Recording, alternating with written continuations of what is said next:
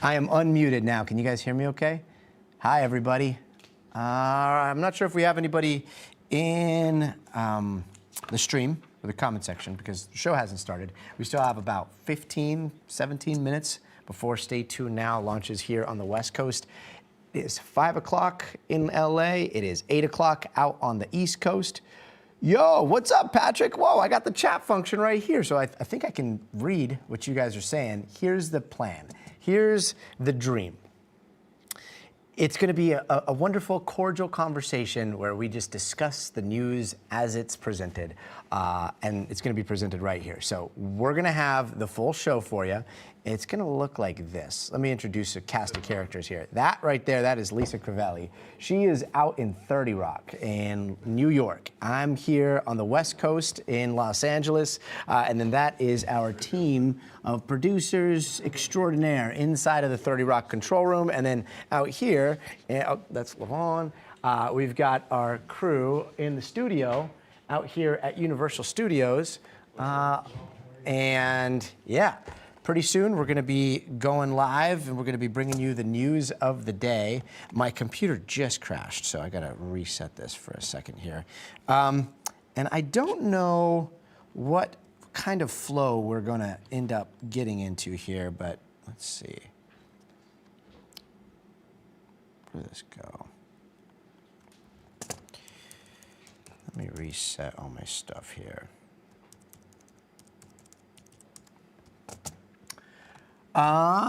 Monkey Beast, this is exciting. Thanks. Remember me from TikTok? Ooh, you found us here? Hi, yes. Elaine, Maria, hello. All right, I should probably post something on like my social too. But we've been slamming. We have been just going to town on getting the news ready for today. It's always a very busy day. I'm not sure if you guys have seen. We're going to be leading with this wild. Let me just take this off. So actually, I'll show you this real fast. So right now, the team is working on building all the graphics for the show. And so again, this is not the show, guys. This is just 4:46 here on the West Coast. This is the preparation for the show. But I've got a bunch of functionality that we're hoping to be able to show you during Stay Tuned. It starts with this. This is the place where I can read your comments and I can respond to them and you can hear my voice. And if I remember to unmute, we'll be able to talk. Let's do that during commercial breaks. And then there might be some other times where I might be able to say something to you really quickly in between different segments. But for the most part, this, Dana's one of our correspondents. You stop it.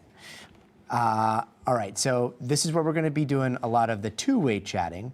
Check this out. We've got this. This is where you're going to be able to see Lisa in the control room. You'll be able to see this camera back here. So when I get up and dance or when the robot cameras are moving around, you'll see that. And then over on the right, nope, this way.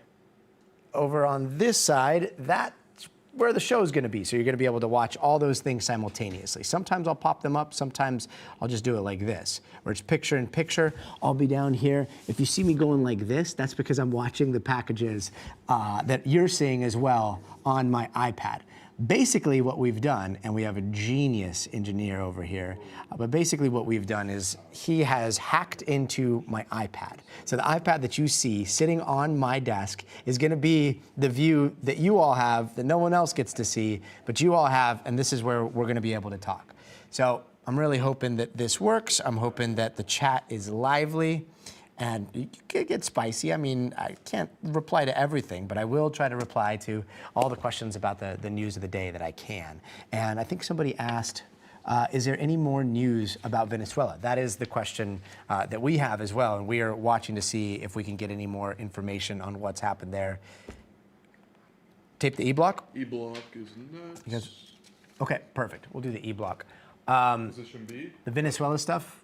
The United States has seized a Venezuela oil tanker, and we're trying to get information on the nations, who actually owns that oil tanker, what's going to happen next. But I'm going to do this thing called a pre-tape real fast. So if you guys want to watch, can I throw this over here for now? Mm-hmm. Yes, sir. All right, cool.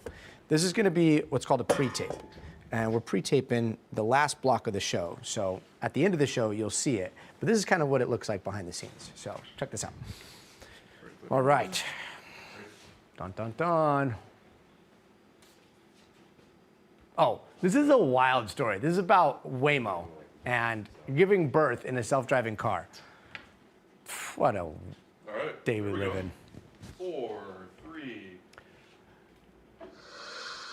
Hey, welcome back. If you've been in one of those new self-driving Waymo cars and thought they were surreal, well, wait till you hear about this woman's ride. She was actually on the way to the hospital. She ended up giving birth with no one behind the wheel. Crazy, right? NBC's correspondent Liz Kreutz has more. Call it the Waymo baby. According to the robotaxi company, a pregnant woman on her way to UC San Francisco Medical Center this week gave birth inside one of the driverless vehicles. Of course, in San the company Francisco. says its remote rider support team detected unusual activity, which initiated a call to check on the passenger. It happened in a Waymo like this one. Operators from the response team then called 911 as the vehicle kept going. The company says mom and her new baby made it to the hospital even ahead of emergency services. The company celebrating the news, saying we're proud to be a trusted ride for moments big and small, serving riders from just seconds old to many years young. Waymo is currently rapidly expanding, more than tripling their public rides from last year. The company is also facing a federal investigation over allegations their cars illegally ran past stop signs on school buses, as seen here. Waymo said they have made software updates and safety is a top priority. And Tom, there's no word tonight on who the new mom is, but it's actually not the first time a baby was born in a Waymo. The company says it also happened in Phoenix. It's not the first time Waymo babies. Wow. Liz Kreutz, thanks so much. And before we go tonight, here are some of the stories you'll want to stay tuned for tomorrow. Luigi Mangione is expected to be back in court for a pretrial suppression hearing. Earlier this week, we've gotten some last-minute drops of key evidence, so that's definitely a story we're going to be following. And the Indiana Senate is voting on redistricting tomorrow. Now, the change could turn 9 of the state's congressional districts more Republican-leaning. And in tomorrow's Future of Everything, we are testing out Google's new Learn Your Way program, which takes textbooks to the next level with AI. That's going to do it for us tonight. I'm Gotti Schwartz. We'll see you here tomorrow. But until then, stay tuned to NBC News Now.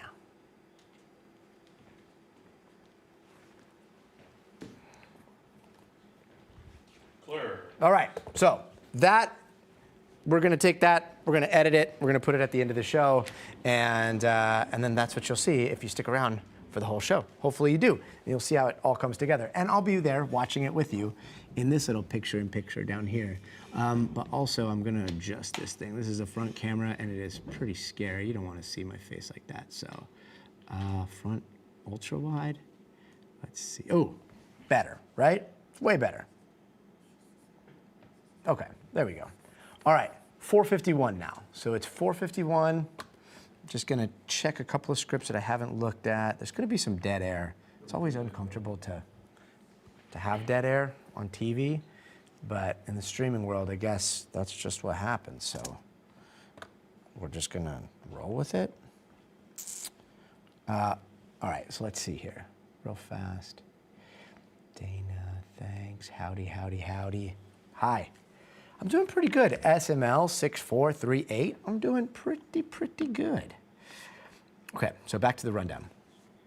A1, as it stands right now, and news can always change, but we're going to be leading with the Venezuela oil tanker and all of the implications that could follow. And we're going to be talking to Garrett Haake at the White House, and he's going to try to, I don't know, read between the lines on what we're seeing. It's very interesting that this was, we saw this video that shows a raid and the seizing of this oil tanker, and it came from the Attorney General's X account, Pam Bondi, and not Secretary of Defense or War Pete Hegseth's account. So not sure the significance there, but it seems as though this may be at least maybe projected as more of a law enforcement effort as opposed to the military strikes that we've been seeing on the alleged drug runner boats. So we're going to get into that, and then we're going to be talking to Carlos Curbelo, who is an amazing expert on all this stuff. And then let's see, I did not hear that we will look into that. But this is great. Thank you so much, James. We will, yeah, we'll look into all this stuff.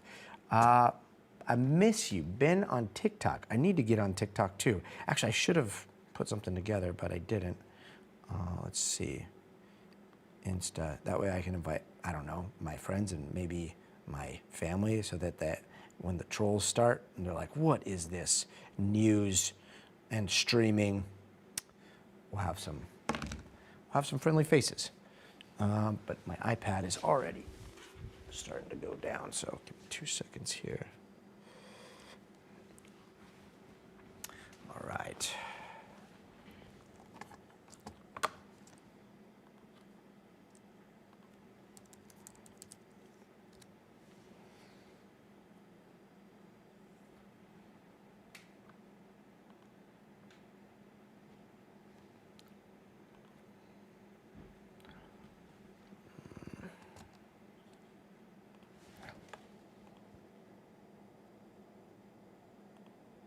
We're adding a breaking news story to the A block. It sounds like we're following these reports of some sort of hit and run or some sort of DUI down in Anaheim. So we've got to get the details on that. I think it's a possible DUI with a bunch of people hurt. So Steve Patterson's going to join us there.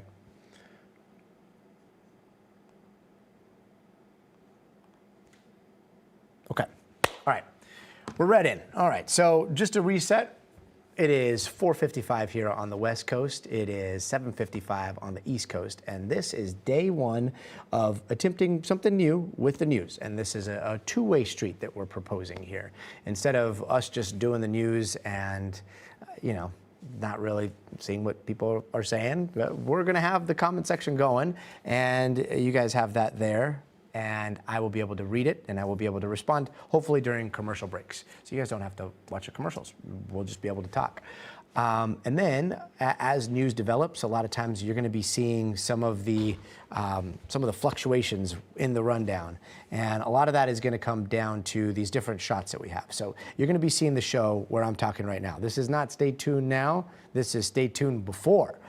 Stay Tuned Now starts in about 4 minutes, and that will be the show with all the bells and whistles. And during that show, we'll probably put up this right here. This is that's Lisa.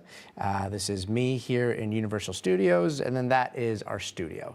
And then we'll be able to show you the story, and I'll be watching along with you guys. So whatever you guys think, whatever goes through your mind, that's nice, hopefully. And you guys can put in the comment, and I'll try to read it and watch the stories that we're covering at the same time. Interesting. Yes, that's a very good question. Is there a distance from Venezuela that oil ship raid happened? Like, was it in international waters or inside of Venezuela? Looks like it was international waters from what we're being told, but again, like, lots of questions. We don't know exactly where it was headed right now. We don't know where the oil was produced, what kind of oil it was, how many people were on board. We're hearing that it was potentially, Venezuela and Iran, but we're still lots of questions that are unanswered there. And, we're going to do a quick rehearsal real fast here. Okay. All right, let's do a quick rundown of what it's going to look like before we do it live here. Resetting?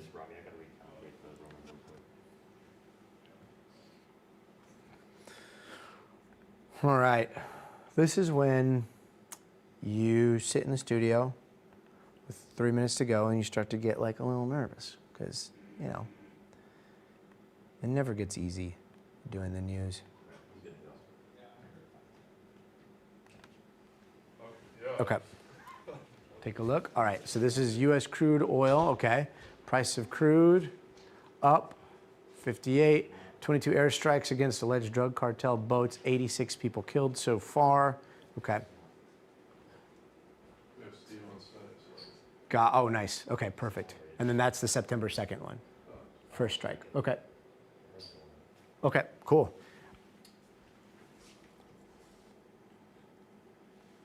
Okay. All right. Sounds good.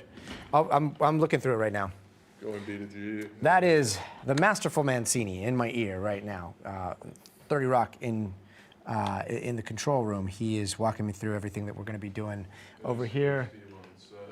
Intentions. That graphic looks amazing. Thank you. That is a quick turnaround for that graphic. All of our stuff we have to, make, and there's an incredible graphic team that we have that put that together. And again, we'd love to put exactly where this happened. We don't have that information yet. All right, so here's what's going to happen. We're 1 minute out. We're 45 seconds out. Okay, I got to get my head in the game here. But here's what's going to happen. I'm going to put this over there, and you'll be up. You're going to see this right here. This is going to be Lisa, myself, and then we're going to be off to the races. So I'm plugging this. 20 seconds. There we go. 15. All right, have a great show, everybody. Have a good show. 10. 5, 4, 3. Hey there, I'm Gotti Schwartz, and we are coming on the air right now after the United States has seized an oil tanker off the coast of Venezuela. This new video showing U.S. forces, including the FBI and the U.S. Coast Guard, boarding that oil tanker, lowering down from a helicopter, then taking control of that vessel. Attorney General Pam Bondi posting the video on X just hours ago, saying the tanker was being used to transport sanctioned oil from Venezuela and Iran. Here's what President Trump said. We've just seized 15. a tanker on the coast of Venezuela, large tanker, very large. Largest one ever seized, actually. 5, 4. And other things are happening. Now, we still have a lot of questions. Who does this boat belong to? Where is the United States now going to take it? What happens now? Meanwhile, here's what Venezuelan President Nicolas Maduro had to say at an event earlier today. Watch this. Don't worry, To the wall. be happy. Going to the wall. You La gotta la la la la la la. Just peace, not war. Maduro not addressing that situation directly, but look at this. The oil prices actually went up today after news of all this broke. The price of crude oil making up losses at one point more than 1% higher today. All of this coming on the heels of those U.S. strikes on alleged Venezuela drug boats, with at least 22 strikes killing 86 people since September. Lawmakers have been calling for more oversight in the release of video that shows the United States firing on 2 survivors of an earlier strike, that September 2nd strike. But the president has justified the bombing, saying the United States is in an armed conflict with drug cartels, and we have seen a massive show of force in Latin America, the largest aircraft carrier in the world within striking distance of Venezuela right now. U.S. fighter jets have been flying nearby, battleships, bombers, over 10,000 troops all on station. In an interview with Politico, the president hinting at what could come next. So how far would you go to take Maduro out of office? 5 minutes, sir. I don't want to say that, But you want to see him out? his days are numbered. Let's get straight out to NBC News senior White House correspondent Garrett Haake. Garrett, walk us through this video here. Give us a play-by-play of what we're seeing, because there's a lot going on. There's the helicopters, the insertions. What do you see here? Yeah, I mean, Gotti, this looks like something out of an action movie with what is, I'm told, an elite Coast Guard interdiction team. These are people who specialize in these kinds of difficult boardings, fast roping down from helicopters on board this vessel. They often do counter narcotics and other similar boardings. These are the experts at this kind of work. They're being photographed by drones, in many cases, flying around the ship.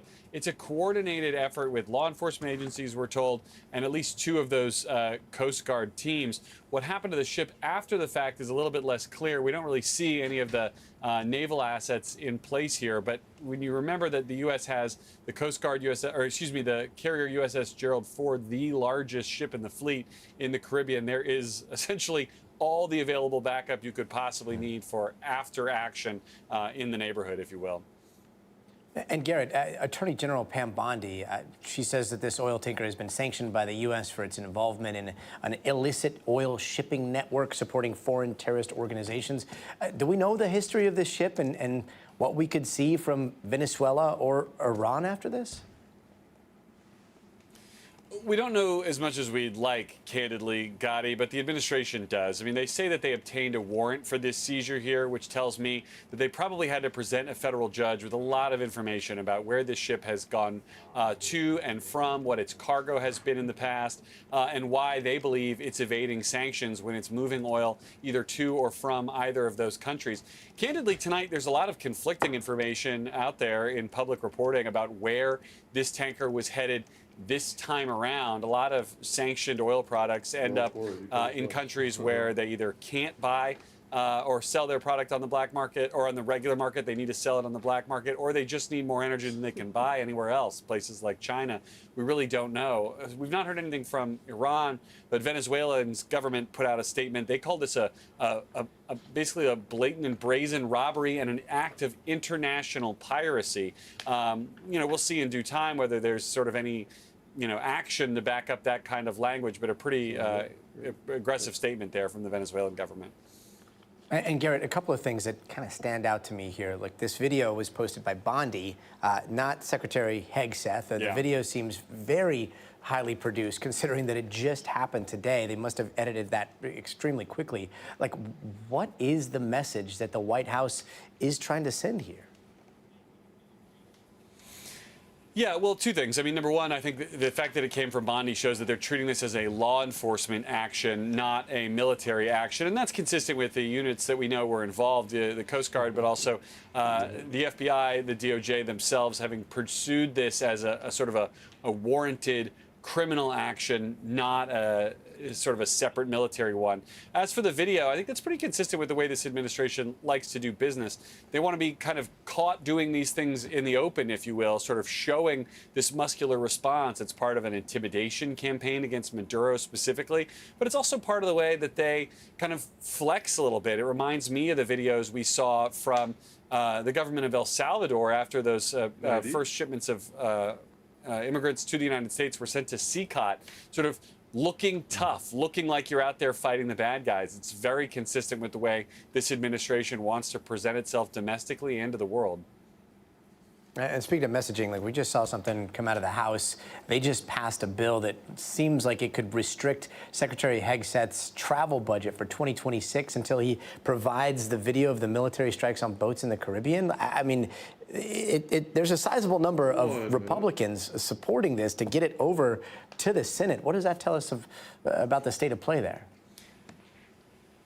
Well, there are two things to know about this. First of all, this is just a couple sentences of language submitted into a massive bill, the NDAA. That's the National Defense Authorization Act. It gets passed every year on a bipartisan basis.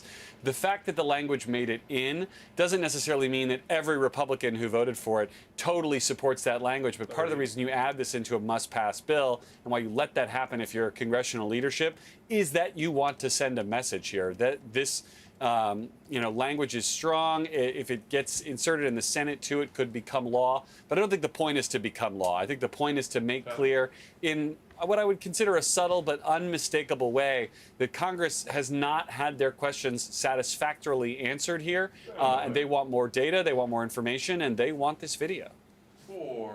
Garrett Haake at the White House. Garrett, thanks.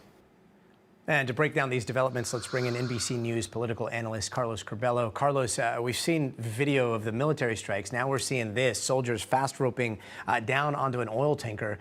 What do you think Venezuela and Maduro are going to do here? We were playing that video of him singing. It looks like that, and we're not 100% sure, but it looks like that was before all this. What do you think his reaction is going to be?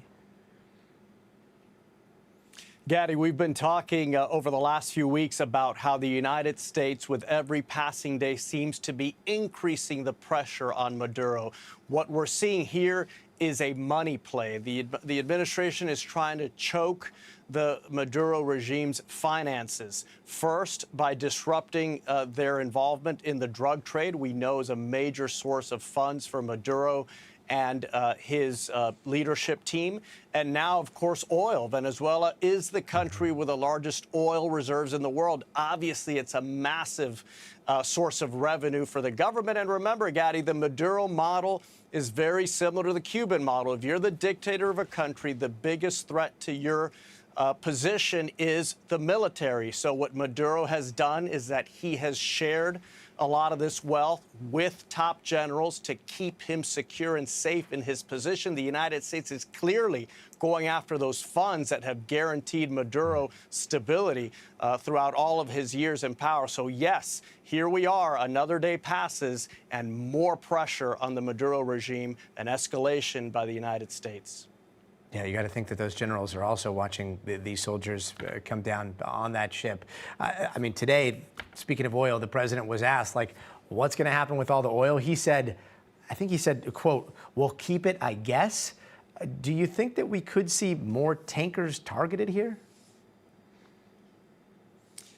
Look, Gadi, we can expect that the Trump administration is going to continue taking steps to further pressure the Maduro regime. This is a squeeze play, so I would not be surprised if we saw other tankers that were seized. Interestingly, Gadi, by the way, this is a bit nuanced, but I think it's important to make note of this. The administration has been criticized for using the military to conduct some of these drug interdiction operations, all of the boats, the drug boats, the alleged drug boats that have been hit over the past few weeks.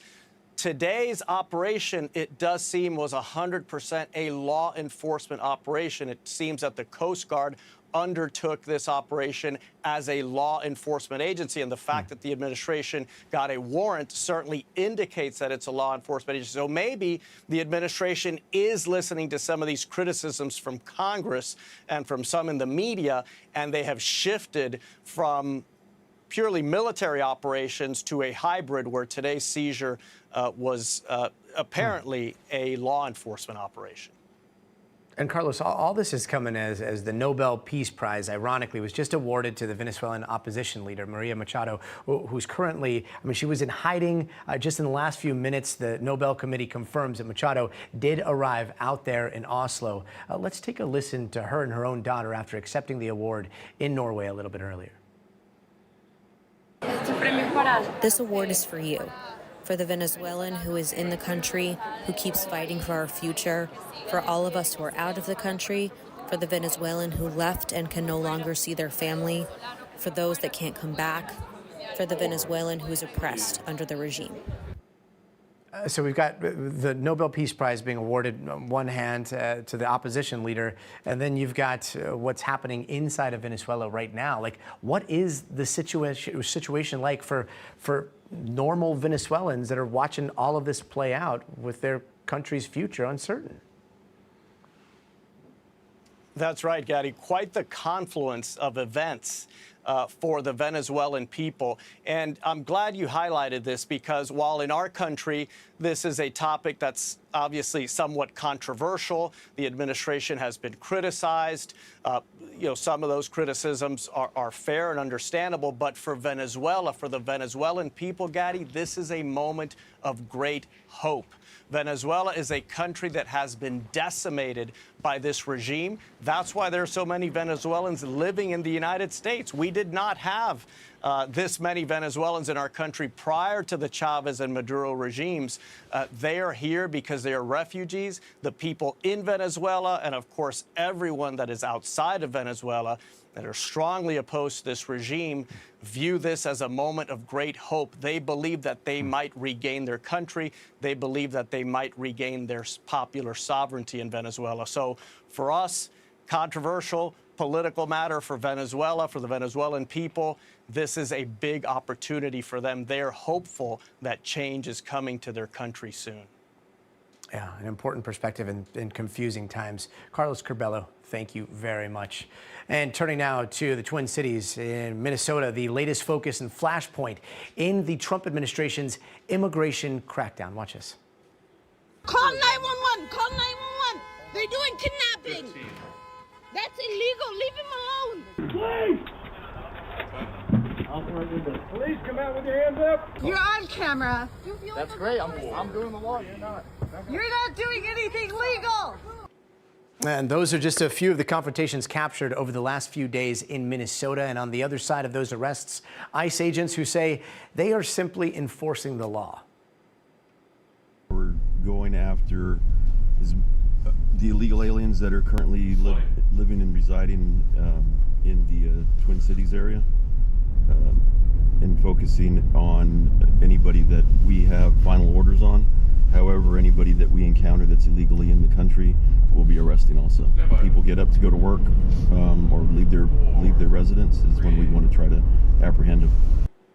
And that was Gabe Gutierrez in the back seat, standing by with more on what he saw riding along with ICE agents. But first, it looks like foreign tourists coming into the United States might have to show 5 years of their social media histories to get into the U.S., according to a new mandate from the Trump administration. We're talking social media posts, phone numbers, emails, even family connections. NBC's Julia Ainsley has those details. Well, Gotti, it's been a little bit of a roller coaster ever since Tuesday night when the Trump administration published in the Federal Register that they wanted to put forward a plan where people from visa waiver countries, that means countries where the tourists who are coming into the United States don't have to get a visa to enter, that those people would have to submit 5 years of their social media history in order to be approved. It came with other requirements like the dates of birth and email addresses of their family members. Now, these are requirements that go into a database for those travelers to be approved before they get to the United States.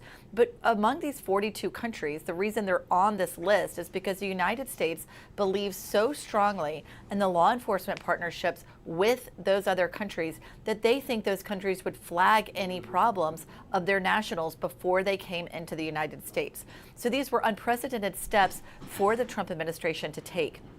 In the past, we have seen other administrations, really starting under the Obama administration, look at social media as a means of screening anyone who might be potentially a problem before they come into the United States. But that typically happened if they already saw signs that someone might be a national security threat or might have illegal activity that they could confirm by looking on their cell phones. There are different rights that are under the Constitution that basically go away when you're trying to come into the United States. That pertains to things like privacy, First Amendment, and search and seizure. But this would be taking it to a new level. And there were a lot of questions about what this means for travelers coming to the World Cup in 2026.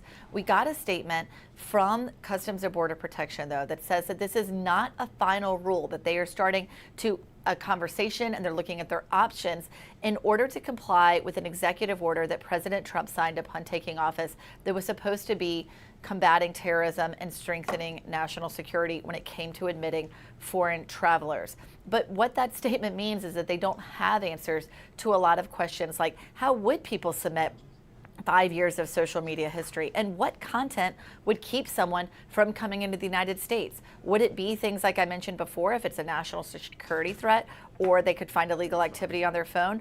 Or could it be for something like speaking out against the Trump administration or taking positions on things that are counter to the Trump administration? It was unclear what that bar would be. And as it comes to the World Cup, an administration official told my colleague Monica Alba that the World Cup can definitely fast track. There's a FIFA World Cup fast track program for people to try to get quick approval to be able to come to the United States to see the World Cup, but that any restrictions, any requirements on travelers that would apply to other foreign tourists would apply to people coming to the World Cup. So that means if this went into effect and they require people from any of these countries to show their social media, that would apply to people from those countries coming to see the World Cup as well.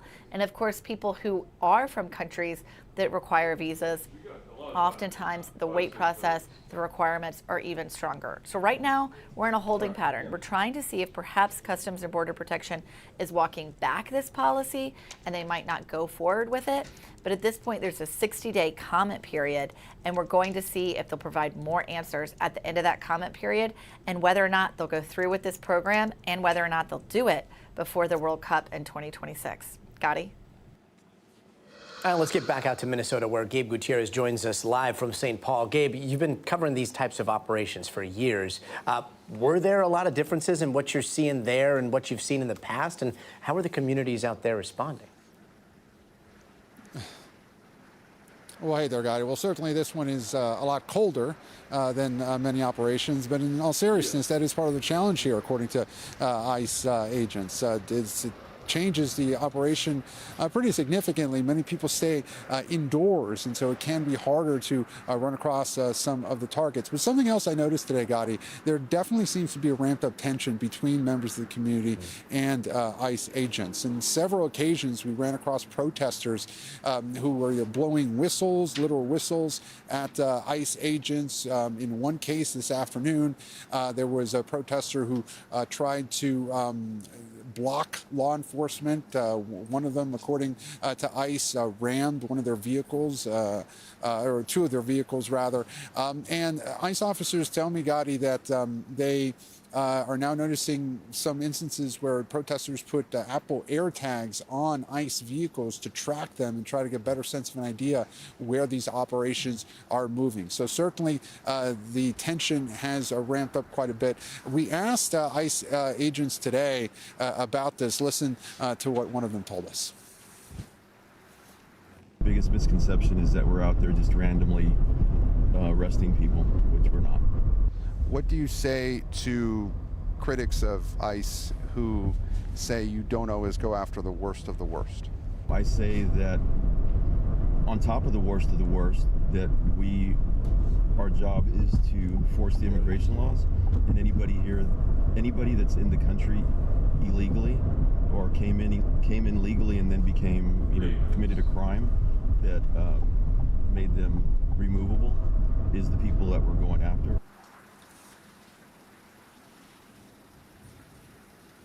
Now, Gotti, this comes, of course, as there's a heated rhetoric out of Washington. President Trump just last night in Pennsylvania during his event there railed against the Somali community and against the country of Somalia. That rhetoric, of course, was heard here in this community, and there has been some backlash by critics of the administration who feel that these enhanced immigration efforts are targeting the Somali community specifically. Now, we did speak with ICE agents here who stressed that that was not the case, that they are going and that they are targeting anyone here with final orders of removal, no matter their nationality. But certainly, as this debate plays out really throughout the country, ICE agents are facing more backlash, not just here in Minnesota, but in other communities across the country where these operations are unfolding. Gotti. And Gabe, picking up on the question that you asked the ICE officer in the car, have we gotten more clarity on how many people arrested by ICE have criminal histories and how many have completely clean records?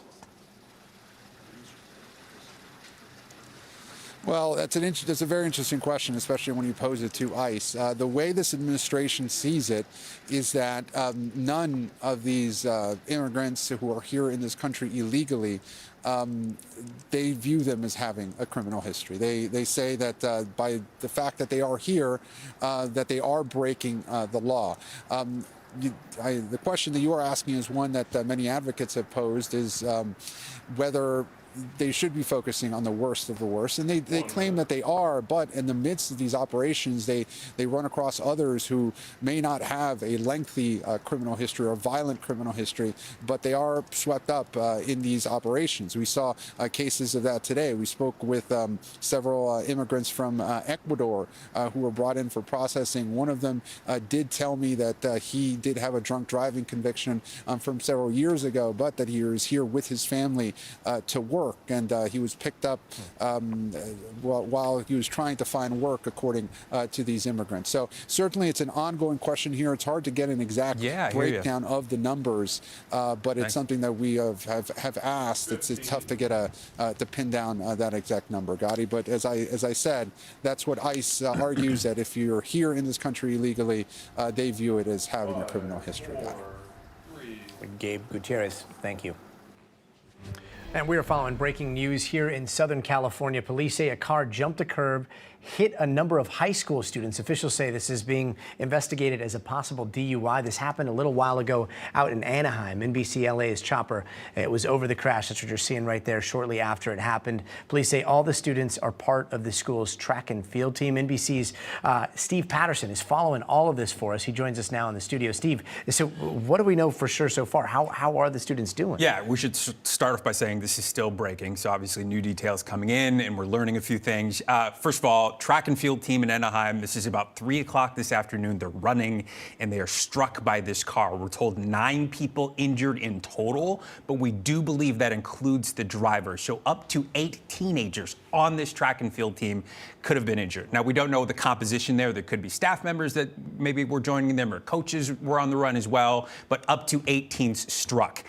3 taken to the hospital directly. That possibly also includes the driver. That would be for serious injuries as well. But just a serious, awful situation. It's that red car that you may be able to see in that video there.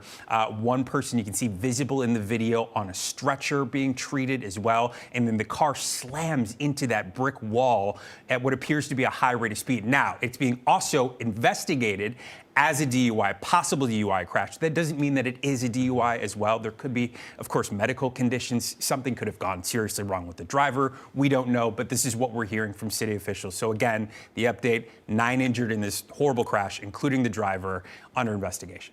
Praying for those students. Yeah. Steve, thank you. And the Jeffrey Epstein saga continues. Today, there was a federal judge in New York that ordered the release of Epstein's grand jury records from the 2019 case. This comes a day after another judge granted a similar DOJ request in the case of Epstein's accomplice, Ghislaine Maxwell.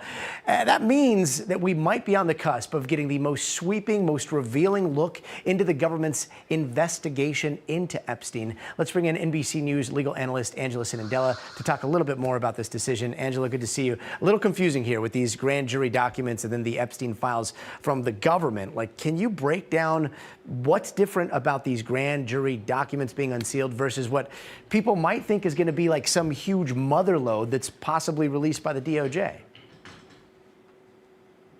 Sure, Gotti. So these judges' orders require the revealing of 2 things. 1, grand jury transcript proceedings, and then 2, any discovery material that is associated. And that means any investigative material that the prosecution had to give over to the defense in order to prepare for trial. Now, we know that in these grand jury transcripts, we're not going to see much that is revelatory, and that is because the judges told us this. But it is possible that in this discovery material, there could be some things that are more interesting to the public. For example, the results of searches that the FBI did for physical evidence or also for digital evidence. All these things would be included in the discovery material with exceptions, and that is redactions for anything that requires victim protection, and then also anything that's related to a current ongoing federal investigation.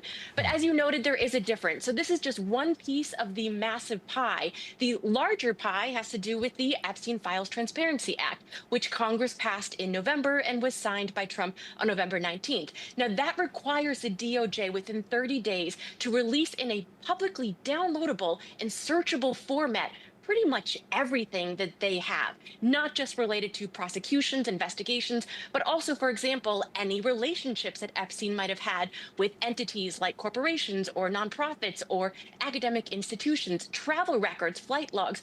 All this stuff will be released, and that is not directly related to these grand jury proceedings, even though that order was given by the judge because of that law. Gotti. Did the decision by the judge have anything to do with the one yesterday about Ghislaine Maxwell? So that's a great question. Look, judges always in different jurisdictions have to make decisions that are independent of what another judge makes. Now, the law here does not explicitly require the release of grand jury proceedings, but it does require the release of all materials as it relates to investigations, prosecutions, or custodial matters. So it seems like a good decision by both judges to say that that law then applies here to grand jury proceedings. But also, it's not like this was just out of the blue. These judges made the orders in a responsive way to Pam Bondi's requests to seek their approval because of this law. Also, the request was made in an expedited manner because of this deadline that we expect to be of December 19th, 30 days after the law came into, that the law was passed. Yeah, that clock is ticking. December 19th is coming up. Angeles and Andela, thank you so much. And don't go anywhere. Up next, parts of the Pacific Northwest are bracing for more dangerous flooding as a major storm comes through. But turning now to the economy, the Federal Reserve, actually, it looks like we're going to commercial break now.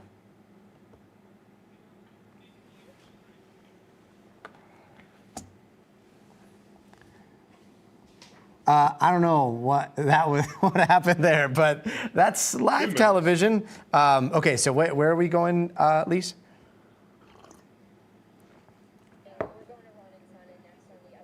Ron and Sana, okay.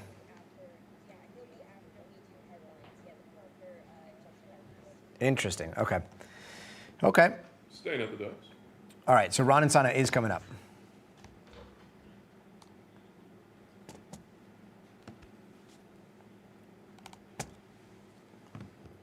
Okay, so this is the news. This is the news behind the scenes. And let me catch up on what you guys have been saying here. 90 seconds. Yeah, a lot of interest. I didn't hear about that, Holly, but we'll take a look at that. Let's see here. Interesting, yeah. Wait, what happens here? We're not to see the weather screen in the headlines, right? Well, I will say, Mancini, I'm not sure if you can hear me, but that move to show the graphic under the desk, that's awesome, and thank you so very much. Cody, do it. We need journalists in this world. There are more than ever, but we need ones that can hold things in both hands. Let's see here. Would the files be released before the 19th? That's always possible. It's kind of what we look towards every single day. That's the deadline, but we're starting to see a trickle out in a bunch of different directions. What's our time back? 30. 30 seconds. So we'll see. We'll see. But when they do, we will bring it to you very quickly. News on the fly. Monkey Beast, that's right. And here are some other headlines that we are watching tonight. A car made its way onto the taxiway at John Wayne Airport in Santa Ana, California on Monday. This video shows this white sedan racing past at least 2 airplanes. Now, according to airport officials, the driver was a security guard assigned to the airfield. He was experiencing a medical emergency. The driver was detained, but then taken to the hospital. And best-selling author Sophie Kinsella has died at the age of 55. Last year, she shared that she was battling an aggressive form of brain cancer. Kinsella was best known for her Confessions of a Shopaholic series, which was turned into a movie in 2009. The author's family said she passed peacefully, surrounded by loved ones. And here in Los Angeles, an electric school bus caught fire this morning under a freeway overpass. Luckily, no students were on the bus, but a hazardous materials team responded to that scene. No word yet on what caused the fire. And in South Carolina, there are now 114 measles cases with 27 new infections reported over the weekend. According to the state's Department of Public Health, over 200 people are quarantining and 16 are in isolation. It appears the new cases resulted from an exposure at a local church. And former Real Housewives of Salt Lake City star Jen Shah was released from federal prison today. A Federal Bureau of Prisons spokesperson confirmed to NBC News that her release comes 4 years earlier than her 6.5-year sentence. She was arrested back in 2021 and pleaded guilty to wire fraud the following year. And turning now to the economy and the Federal Reserve decision to cut interest rates for a 3rd straight time this year. The Fed announcing a 1/4-point cut earlier today, as expected, while saying there is a notable uncertainty facing the economy and the job market. And Wall Street, they seem to welcome today's news. The Dow, S&P, and the NASDAQ all finished in the green. Ron Insana joins us now. He's a publisher of The Message of the Markets on Substack. Ron, great to see you. What does this decision mean for regular people? Like, do we see the impacts here yet? We might. You could see mortgage rates come down a little bit. We weren't too certain about that because long-term bond yields or 10-year note yields were rising up until the Fed cut rates today. And most mortgage rates, for instance, are tied to the 10-year Treasury. Now, consumer credit card rates won't come down, and other consumer rates probably won't be affected by this. The Federal Reserve is trying to cushion what we think is some softening in the labor market. It does appear that layoffs are mounting, and the Fed itself said it was trying to just maintain some equilibrium in the workforce. It's still a little worried about inflation running above its stated 2% target, but it's going to err on the side of caution. And we think this might be the last time the Federal Reserve cuts interest rates while Jay Powell finishes out his term, which lasts until May of next year. It does seem like this is a slight tweak, so not to read too far into this, but does it seem like the economy, we're in a stable state of affairs right now? Well, it's bifurcated or K-shaped, as economists like to describe it these days. So for the top 20% of wage earners, they account for about, right now, 63% of all consumer spending. If you're on that downslope in the K, there's some evidence that you're either keeping pace with inflation, which is running at about 3%, just under that, or you're falling behind. And there's some weakness, as we said, in the labor market. What's really propping the economy up is that the top 20%, as I just described it, doing a lot of spending, and then also this AI infrastructure build out, which is effectively an infrastructure boom. That is propping up the economy as well. Those are the two strongest points that we see thus far. Still have trouble in the real estate sector. We still see some weakness in other parts of the economy. So it's very much a mixed picture, and I think the Fed is just being cautious here by lowering rates. As you say, it's the third time they've done it this year, but since last year, they've cut rates by 1 3/4 points. So they have brought rates down rather notably over the course of about a 12, 13, 14-month period. And Ron, something that we're seeing that we haven't seen before is betting markets on websites like Kalshi, where people are actually like making decisions, financial decisions, and placing bets on what's going to happen with the Fed. I have to ask you, like, what is your take on where this is all headed?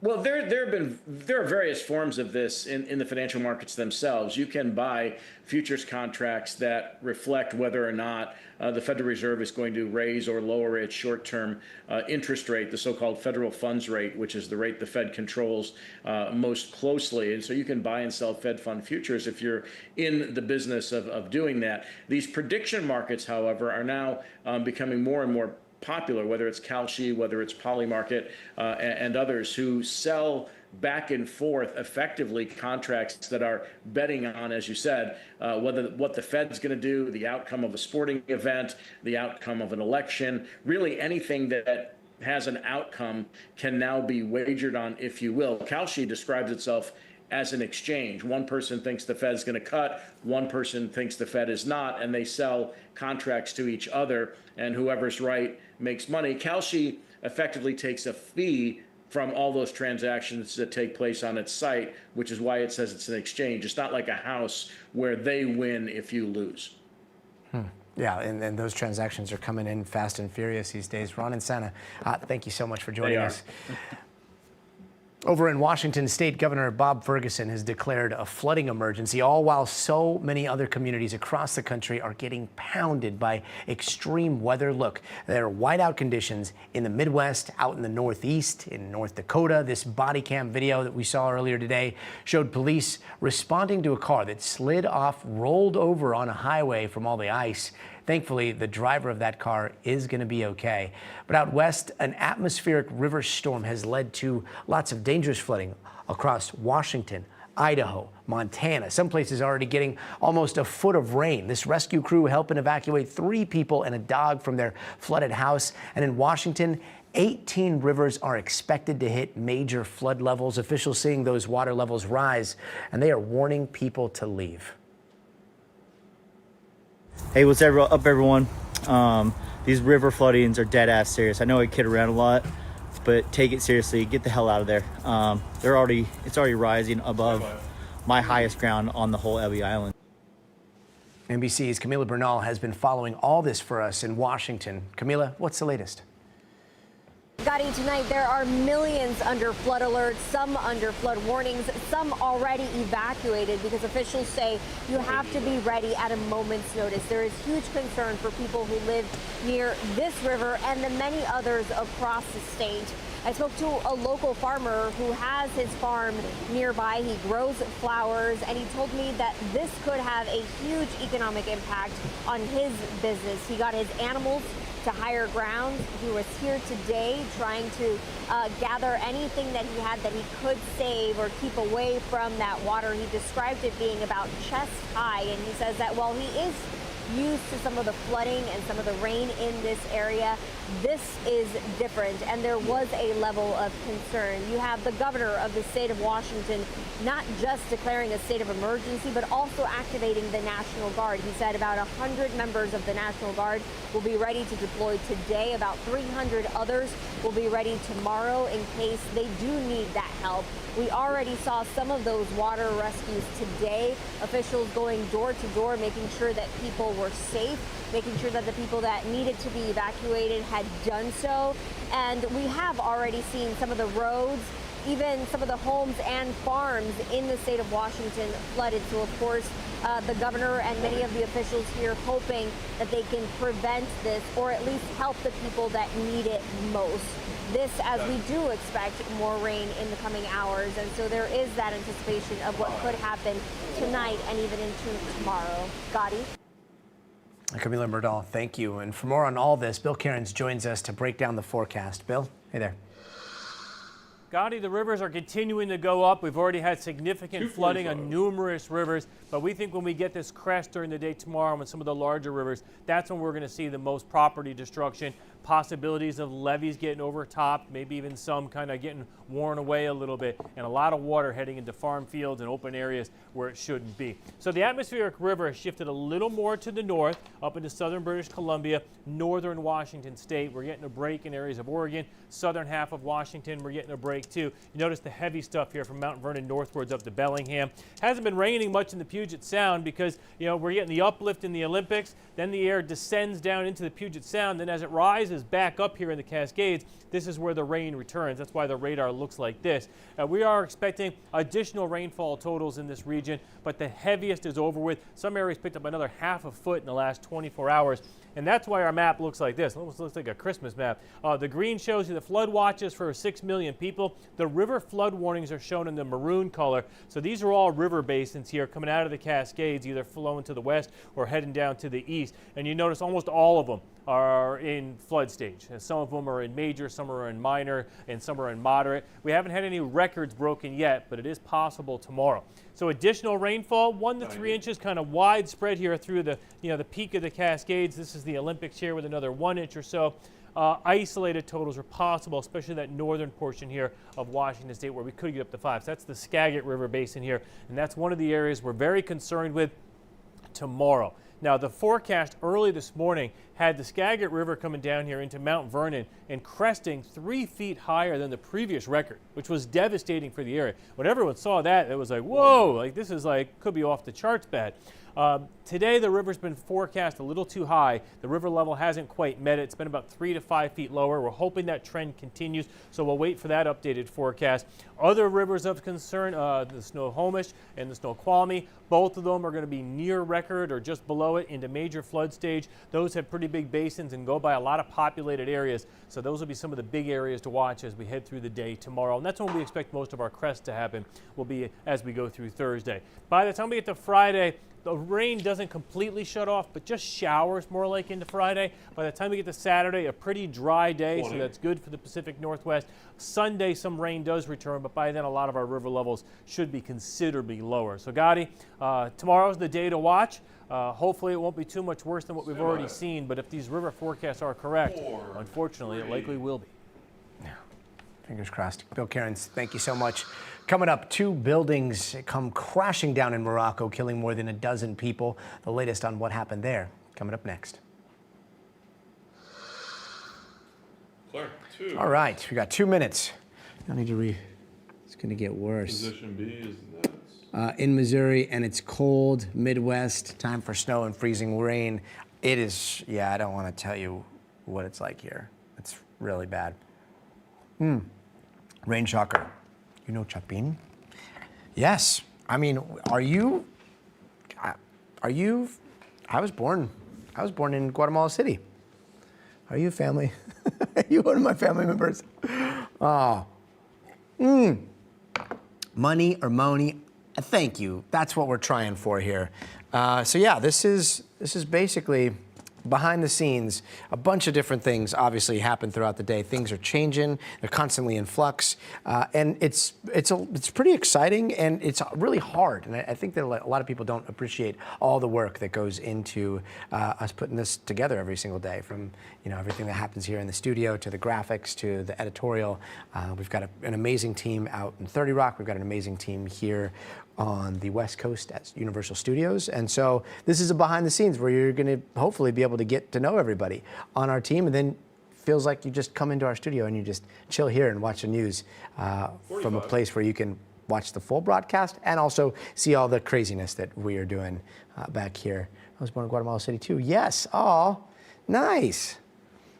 30. Florida is hot. Yeah, 30 seconds. All right, gotta get back to this. Let's see, there we go. No chair.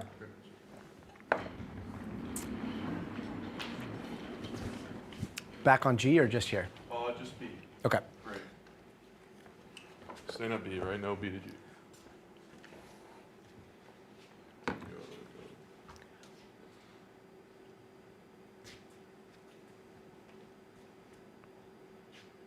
Three. All right, let's take a quick look around the world. Out in Morocco, 2 buildings collapsed, killing at least 22 people, leaving another 16 hurt. Now, authorities say the neighborhood was evacuated and search and rescue efforts continued throughout the day. This is the second deadly building collapse in Morocco this year. And in Cuba, the island has been dealing with days of blackouts. It's been a week now since the island's power grid failed, and the government claims it is back up and running. They also said total restoration would take some time. And remember that Nobel Peace Prize? Well, imagine getting one but not being able to attend the actual ceremony to receive it because you're in hiding. Well, Venezuelan opposition leader Maria Corina Machado's daughter, she ended up accepting the award out of an abundance of caution. But just a few minutes ago, Machado herself, she got to Norway, making her first public appearance in 11 months, just hours after the Nobel ceremony. And it is official. Hundreds of thousands of Australians, they woke up this morning without access to their social media accounts. That's because today is the day. There's this new law on the books there that took effect, barring anyone younger than 16 from using those apps. That is part of a sweeping government attempt to protect kids from the potential harms associated with those platforms. And Americans, they seem to be drawn to big cars, but that could be changing. This week, Stellantis announced it will be bringing one of its small Fiat models to the United States. And even President Trump recently mentioned wanting to make Japan's cheap compact cars here in the United States. Valerie Castro has more. In a country where everything is supersized, a new push for pint-sized cars, popular in Japan from President Trump. They have a very small car, sort of like the Beetle used to be with the Volkswagen. They're very small, they're really cute, and I said, how would that do in this country? The president praising K cars, an affordable and ultra-compact category of vehicles. They're usually about 11 feet long, 5 feet wide, and less than 7 feet high. That's about 7 to 8 feet smaller than a full-size SUV, 8 to 9 feet smaller than a pickup truck, and next to a semi, it's a fraction of the size. On average in Japan, a basic model costs about $10,000. First car I got, this would make traffic so much better in LA. So that's how I got started. Brandon Savaka is a K truck enthusiast. They're functional, and they're very practical. You're not going to be able to beat the gas mileage. You're not going to be able to beat the functionality in a city, in a parking, in a garage. He spent about $5,000 on his first K truck and had it imported from Japan. And it was kind of a gamble. It was, let's send off, $5,000 and hope and pray that something comes in return. I waited like 3 or 4 months, and then it arrived. Now he helps others navigate the import process, but the president pushing for them to be manufactured in the U.S. Posting on Truth Social, I have just approved tiny cars to be built in America, something experts say might not make sense financially for U.S. automakers. The general cost for making a vehicle does not vary that much between a small car and a big car. So if you're making a small car and your cost is pretty similar, but your price is much lower, you're losing money. And currently, the newest models don't meet all U.S. federal safety regulations like high-speed crash testing or emission standards. You have to add on the expenses of altering the vehicle to meet the safety standards of today's vehicles are substantial. Many watching closely to see what comes down the road. And still to come, coming up in the future of everything, how AI slop and social media is fueling what the kids and what the rest of us are calling brain rot. Woo. Claire. That was a close one. That was close. All right, thank you for that. Thank you. Crisis averted. All right. Really? In the Christmas parade Friday? Seriously? That's pretty cool. Oh, thank you so much, Nothingness. Huh? Yeah, Lise, we need more of those cars in LA. Lisa knows all about small cars. I love a small car. That's how she navigates those mean streets of Manhattan. I have a very small car, and I love my very small car because I can park it literally anywhere. It is a tiny car, but it's very roomy inside. I didn't realize. It's surprisingly roomy. It's a Cooper. Yes. It's a Cooper. It's a classy Cooper. Because you're not a small guy. You're fairly tall. So yeah. And we squeeze you in there. Yeah, I'm super tall. I'm like 6'7". Just kidding, fake news. I'm only 6 foot. No, you're not. All right. What do we got? I think everything is on tape. All right, there we go. LA's clear. LA's clear. Okay. All right, so that is a peek behind the scenes of our show. Let's see. Nothingness, thank you so much. What was the hardest breaking news I've ever had to cover out on air? I mean, it's always going to be the school stuff. It is like, those are the worst days. And we're always scared that it could happen anytime. All right. Ricky and Tony. Oh, wait. Thank you so much. Yes. We get pretty fired up about tech and science. Yeah. And then Ronin Robbie. I love it. Yep. That's Robbie on the Ronin. Robbie did a phenomenal job. He was like running around. See, we actually have 3 robot cams. There's Mancini. Hey, Mancini, dude, I love those shots under the desk. Amazing. Welcome back tonight on The Future of Everything. If you're one of the millions of users on TikTok, you might have seen these videos filling up your timeline. Too kind.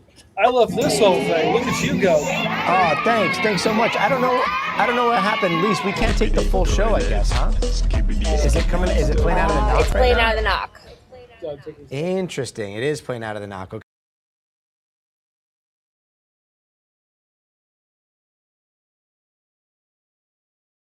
Streaming on the website, and it's streaming on anywhere you watch your news. And if you want to watch it the regular way, you can watch it the regular way. But that's it, because the rest of it, remember how we shot the end part right before the show started? That's now playing out on televisions across America. So we just get to hang out, but that's basically the show. Oh, Kimberly Tobin, hello, how's it going? Thank you so much for watching. Looks like we're wrapping a little bit early here tonight. Let's see here. But yeah, that's kind of how it works. We've got a few more things to iron out on our end on the tech side. But yeah, this is basically, we've been wanting to show you a little bit more of the behind the scenes. There's some other functionality that we're working on. But you know, it's so wonderful to see what you guys are talking about and what you're thinking as the news goes over. I'm all about listening and understanding where everybody's coming from. So really appreciate everybody in the comments today. And I hope you guys come back tomorrow, because we're going to do it tomorrow, and we're going to see if we can iron out some more of these kinks. Hasta. See you guys.